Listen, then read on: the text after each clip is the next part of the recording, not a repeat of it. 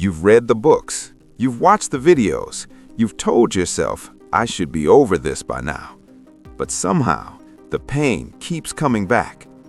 Different triggers, same reaction, same tight chest, same racing thoughts, same emotional shutdown. And that's when the shame kicks in. Why am I still like this? Other people went through worse. Why can't I just move on? Here's the truth no one tells you. Trauma doesn't stay because you're weak. It stays because you've been trying to heal it the wrong way. Not intentionally, not because you failed, but because modern culture, social media, and even well-meaning advice has completely misunderstood how trauma healing actually works. Today, I'm going to walk you through the most common things people are doing wrong when trying to heal trauma, and why those mistakes silently keep trauma alive for years, sometimes decades. If you've ever felt stuck, broken, or exhausted from working on yourself, this video will explain why, and more importantly, how to finally change the direction. Section 1. Thinking time heals all wounds. 130-7. Let's start with the most dangerous lie. Time heals everything. No, time does not heal trauma. Time only heals what gets processed. Trauma doesn't live in your calendar. It lives in your nervous system. You can go 5 years, 10 years, even 30 years without thinking about an event, and one smell, one tone of voice, one look can send your body right back to the moment it happened. Heart racing, muscles tightening, mind freezing. That's not memory. That's unresolved survival energy. In the United States, trauma often gets buried under productivity culture. Stay busy, keep grinding, don't dwell on the past. But staying busy doesn't heal trauma. It postpones it. And postponed trauma doesn't disappear. It waits. It shows up as sudden anger, emotional numbness, chronic anxiety, overthinking, burnout, relationship sabotage, self-isolation. Time didn't heal it. Avoidance protected it. Section 2. Trying to think positive your way out. 7-13. Another common mistake. Just reframe it. Be grateful. Look at the lesson. Let me be very clear. Positive thinking does not heal trauma. Trauma isn't a mindset problem. It's a body-based survival response. When something overwhelming happens, your nervous system doesn't ask, what's the lesson here? It asks, am I safe right now? So when people try to force positivity, what they're actually doing is invalidating their own experience, suppressing emotional signals, teaching the nervous system it's not allowed to speak. This creates something even worse than trauma itself, emotional self-betrayal. You smile on the outside, you collapse on the inside, and eventually the body rebels. That's why people who stay positive often experience panic attacks out of nowhere, sudden depressive crashes, explosive emotional releases. The trauma wasn't healed, it was silenced. Section 3. Rushing the healing process. 13-20. In American culture, healing is treated like a project. Fix it, optimize it, complete it. But healing is not linear. It's layered. Trying to rush healing often looks like forcing forgiveness too early, jumping into deep emotional work without safety, expecting permanent calm after one breakthrough. Here's the uncomfortable truth. Your nervous system heals at the speed it feels safe, not at the speed your mind demands. If you push too fast, your body interprets healing itself as danger. And when the body senses danger, it does what it was designed to do. It shuts down, it dissociates, it panics. Healing isn't about intensity, it's about capacity. Section 4. Thinking you should do it alone. 20-27. One of the most American mistakes of all. I'll handle it myself. Independence is praised. Self-reliance is admired, but trauma doesn't heal in isolation. Why? Because trauma usually happened in relationship. Someone hurt you, someone abandoned you, someone crossed a boundary, someone didn't protect you. And the nervous system learned connection is dangerous. Trying to heal alone reinforces that belief. Safe healing requires co-regulation, witnessing, being seen without judgment. That doesn't always mean therapy, but it does mean safe human connection. Healing happens when your body learns, I can be myself and still be safe. Section 5. Confusing intellectual understanding with healing, 27 to 34. Many people say, I understand why I'm like this. That's insight, not healing. You can intellectually understand trauma and still react emotionally as if it's happening now. Why? Because trauma lives below language, in muscle tension, breathing patterns, heart rate, gut response. Understanding the story doesn't rewrite the nervous system. Healing requires felt safety, not just mental clarity. Section 6. Judging your own symptoms, 34 to 40. This is one of the most painful mistakes, calling yourself weak, broken, too sensitive, dramatic. Your symptoms are not failures, they are adaptations. Anxiety was protection, numbness was protection, hypervigilance was protection. Your nervous system did its job.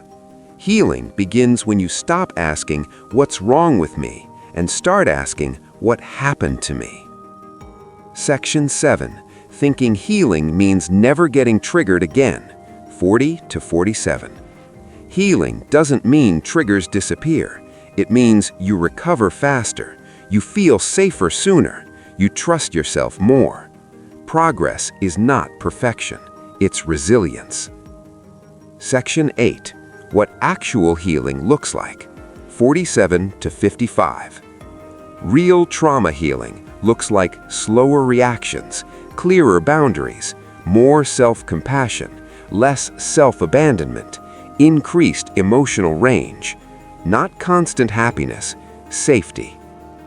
You were never broken, you were surviving, and now you're learning how to live. If this video helped you, share it with someone who needs to hear it. And remember, healing isn't about becoming someone new. It's about returning to who you were before you had to protect yourself. One of the most socially accepted mistakes in trauma healing is this: calling distraction healing. Scrolling, binge watching, overworking, over-gymming, over-meditating, over-spiritualizing. Here's the uncomfortable truth.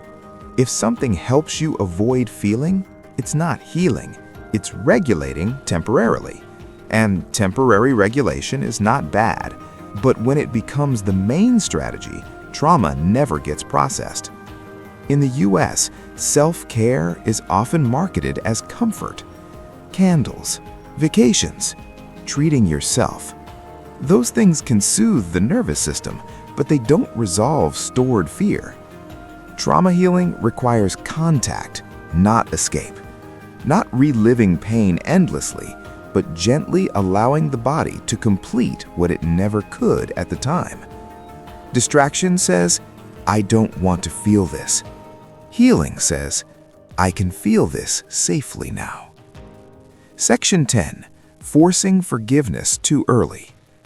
Few mistakes are as emotionally violent as premature forgiveness. You hear things like, forgiveness sets you free. Holding anger poisons you. You have to let it go. Here's what no one tells you. Forgiveness without safety becomes self-abandonment. Anger is not the enemy. Anger is a boundary signal. For many trauma survivors, anger was never allowed. You had to stay quiet. You had to be nice. You had to survive. So when people jump straight to forgiveness, they skip grief, rage, validation, self-protection. Real forgiveness, if it comes after the nervous system no longer feels threatened, not before. You don't forgive to heal. You heal, and forgiveness may follow naturally. Section 11. Talking about it once is enough. Many people say, I already talked about it. But trauma is not resolved through a single conversation. Why? Because trauma memory is state-dependent. You might talk about the event calmly, but your body never relearned safety. That's why you can explain your trauma clearly, but still react uncontrollably, still freeze, still panic. Talking around trauma is not the same as processing it. Healing requires repeated safe exposure, gradual nervous system recalibration, consistent emotional containment. It's not about reopening wounds, it's about teaching your body that the danger is no longer present. Section 12. Invalidating your trauma because others had it worse. This mistake keeps millions of people stuck. Other people had it worse. It wasn't that bad. I should be grateful. Trauma is not measured by event severity. It's measured by how overwhelmed your nervous system felt at the time. A child being emotionally neglected can be just as traumatized as someone experiencing physical danger. Your nervous system doesn't compare stories. It only knows, I wasn't safe. Minimizing your pain doesn't make you stronger. It makes healing impossible. Section 14. Waiting to heal until life calms down. Many people tell themselves, I'll heal when things settle. But here's the truth. Life rarely settles. There will always be stress, responsibility, pressure, chaos. Trauma healing doesn't require perfect conditions. It requires small, consistent signals of safety. Waiting for the right time is often fear disguised as logic. Healing happens inside life, not after it. Section 15. Thinking healing means becoming unbothered. Another toxic belief, once I heal, nothing will affect me. That's not healing, that's dissociation. Healthy humans feel deeply. Healing doesn't remove emotion, it restores choice. You feel sadness, but you don't drown in it. You feel anger, but it doesn't control you. You feel fear, but you can still move forward. Emotional numbness is not strength. Flexibility is. Section 16. Mistaking control for safety. Many trauma survivors try to heal by controlling everything: people, outcomes, environments, themselves. Control feels safe, but it's exhausting. True safety is not control. It's trust in your ability to respond. Healing teaches the nervous system, even if something goes wrong, I can handle it now. Section 17. Expecting healing to feel good all the time. Healing often feels worse before it feels better. Why? Because you're finally feeling what was frozen. There will be days of fatigue, emotional waves, confusion, grief. That doesn't mean you're regressing. It means your nervous system is thawing. Growth is uncomfortable, but it's not dangerous. Section 18. What actual trauma healing requires. Real trauma healing is built on 5 pillars: safety before insight, body awareness before mindset, compassion before discipline, connection before independence, patience before progress. This is why quick fixes fail. Healing is not a hack. It's a relationship with yourself. Section 19. Signs you are actually healing. You know healing is happening when you pause instead of react. You notice your body more. You speak up earlier. You rest without guilt. You stop explaining yourself to unsafe people. Healing is quiet, but powerful. Final message. You didn't fail at healing. You were taught the wrong rules. There is nothing wrong with you. Your nervous system learned how to survive. Now it's learning how to live. And that takes time, safety, and compassion.